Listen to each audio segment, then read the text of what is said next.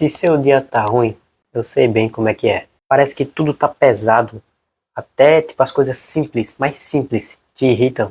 Mas respira, porque em menos de 10 minutos eu vou te ensinar como é que você pode sair disso aí e sair de um dia ruim para um dia bom.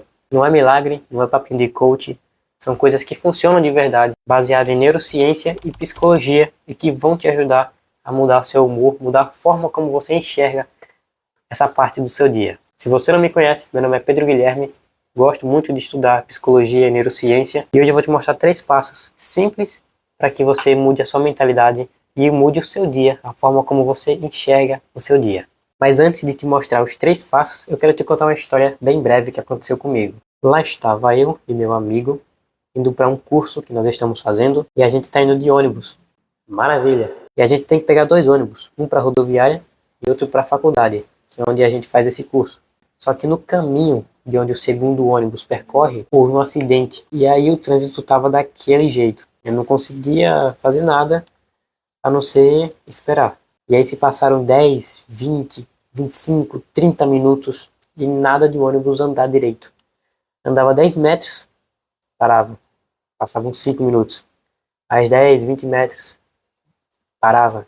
É muito difícil, sabe, manter o controle emocional ali. Só que eu percebi uma coisa.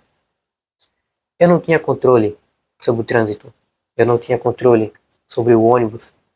Eu não poderia simplesmente falar, motorista, passe pelo meio dos carros aí, eu não tô nem aí. Eu não podia fazer isso. É muito ilógico pensar dessa forma. Eu não podia também fazer com que os carros, o trânsito sumisse do nada e eu estar lá na faculdade, rapidão.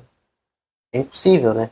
Só que eu também percebi que o ser humano ele é muito impaciente. E certo que as pessoas têm horário para chegar e tá tudo bem.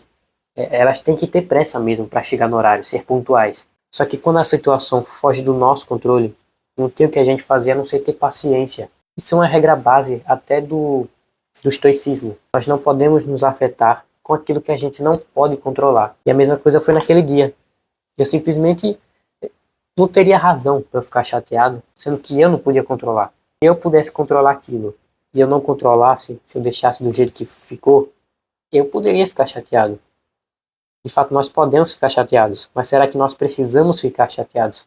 Ficar com raiva porque as coisas acontecem não do jeito que a gente quer? Vocês lembram que eu falei que as pessoas elas são muito impacientes? Pois é, eu percebi isso quando as pessoas começaram a sair do ônibus. E quando saiu a maior parte das pessoas do ônibus, o ônibus de fato começou a andar. E eu pensei, caramba, era só as pessoas terem esperado. Era só ter paciência. E aí elas caminharam a mais do necessário. Enquanto eu, meu amigo e mais outras pessoas continuaram no ônibus e pegaram seu destino lá, tranquilo. Tranquilo entre aspas, depois de ter passado tanto tempo dentro de um ônibus. Mas o que eu quero dizer é o seguinte, eu não poderia me estressar, eu não poderia ficar chateado, esmurrar o ônibus, começar a xingar, simplesmente porque houve um acidente e eu não podia controlar o acidente, não podia controlar o trânsito e me atrasei por isso. Não faz sentido eu ficar chateado, com raiva por causa disso. E a mesma coisa é com qualquer outra atividade que você esteja fazendo no seu dia. Literalmente qualquer coisa. Sendo assim, vamos lá para o nosso primeiro passo. O primeiro passo é você mudar o seu foco. Por quê?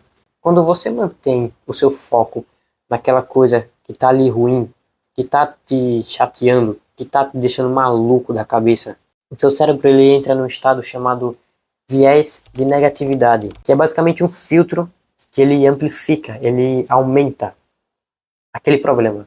Só que ele aumenta aquele problema para você. Ele não aumenta aquele problema para as pessoas ao seu redor, para tudo que está acontecendo ao seu redor. De jeito nenhum, ele só aumenta para você. Então, a primeira decisão que você tem que fazer é mudar seu foco.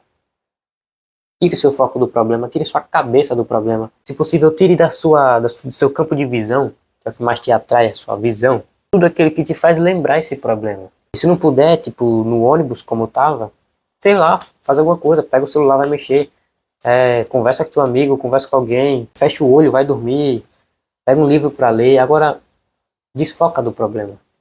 Porque quanto mais você foca, mais você amplifica esse problema para você. E mais difícil é se livrar desse problema a partir do momento que você deixa ele maior.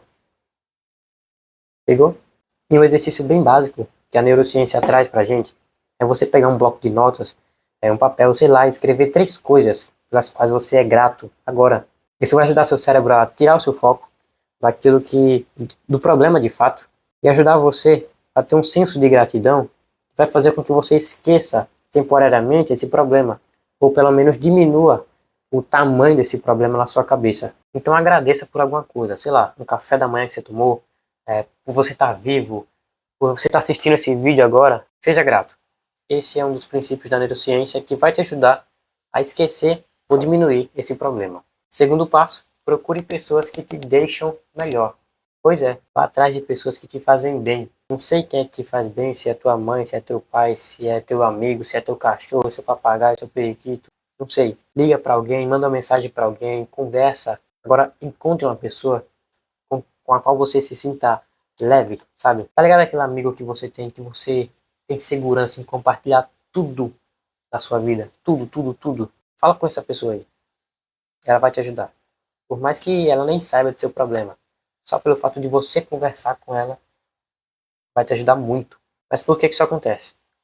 A conexão social, ela é um dos maiores, digamos que, reguladores do bem-estar emocional, principalmente. Porque ela libera ocitocina, que é basicamente, popularmente conhecido como o hormônio do bem-estar e da confiança. Ah, Pedro, mas e se essa pessoa não puder estar comigo no momento? Não estiver online, não puder mandar uma mensagem? Fique sozinho. Mas saiba o que fazer sozinho. Vai procurar um livro para ler, vai fazer alguma coisa que você gosta de fazer, mas que tire sua atenção do problema. O último e terceiro passo é a aceitação gentil. Não sei se você já ouviu falar nisso, mas eu peço que você preste bastante atenção, porque isso é importantíssimo. Para esse passo, eu me baseei no artigo científico que eu vou deixar aqui na descrição, se vocês quiserem dar uma olhada. E nele existe esse conceito de aceitação gentil, que a psicóloga Susan David, ela escreve. Mas o que é isso? Aceitação gentil é basicamente um estado emocional que você tem, onde você entende a situação como ela realmente é e aceita o que você não pode controlar. E com isso você se livra dessas coisas. Pegou a visão? É aquilo que eu falei lá no início, sobre o estoicismo. Não tem como você, não tem porquê, não tem motivo para você ficar chateado, para você ficar com raiva de alguma situação, sendo que você não tem o poder de controle sobre a situação. Se você tivesse e não pudesse controlar e não quisesse controlar, aí você poderia ficar chateadaço. Mas você não tem, por que você vai ficar sendo um bebê chorão? Não tem porquê. Quando você faz isso, você aprende a enxergar o que você pode controlar, que são 3 coisas. A sua capacidade de responder no momento, gerenciar suas emoções e seguir em frente. Simples. Quando você se distrai de forma intencional, ou quando você simplesmente aceita tranquilamente aquilo que não está sob o seu controle, você consegue enxergar com uma clareza muito maior aquilo que está para você. Você consegue enxergar o panorama geral da situação com uma clareza muito maior e você consegue optar por, tipo, entender.